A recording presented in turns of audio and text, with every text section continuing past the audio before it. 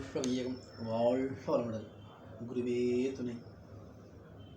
அறிந்தது சிவம், மலர்ந்தது அன்பு. இறைவனிடம் ஏதோ பெற வேண்டும் என்று நினைக்கிற போது அது உணர்வுதான்.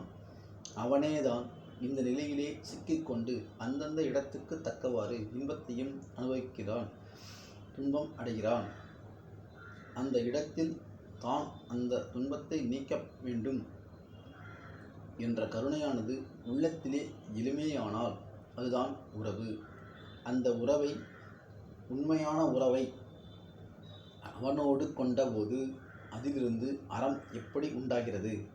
சேவையாக உண்டாகிறது. அப்பொழுது அறிந்தது சிவம். இங்கே என்ன காட்டுவது? அன்பு. சிவம் என்ற ஒரு நிலையை அறிவு உணர்ந்தது. அது செயல்படும் போது அன்பாக மலர்ந்தது.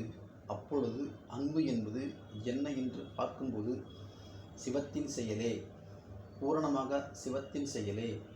செயலிலே விளைவாக எப்பொழுதும் வந்து கொண்டிருப்பது சிவத்தின் செயல். ஆகவே நல்ல செயலையே செய்வேன் என்று ஒவ்வொருவரும் உணர்ந்து மதித்து அந்த உறவு கொண்டு கடமையாற்றி வருவது அதுவே சிவயோகம். எப்பொழுதுமே சிவயோகம்தான்.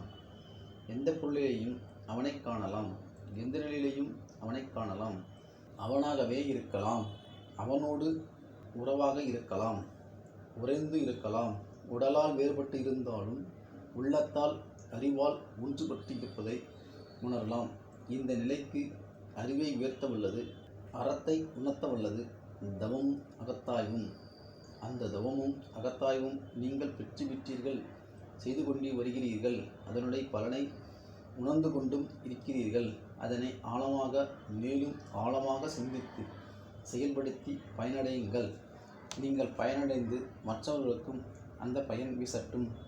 அருள் தந்தை வேதாத்ரி மகரிஷி அவர்கள் வாழ்க வையகம், வாழ்க வையகம், வாழ்க வளமுடன்.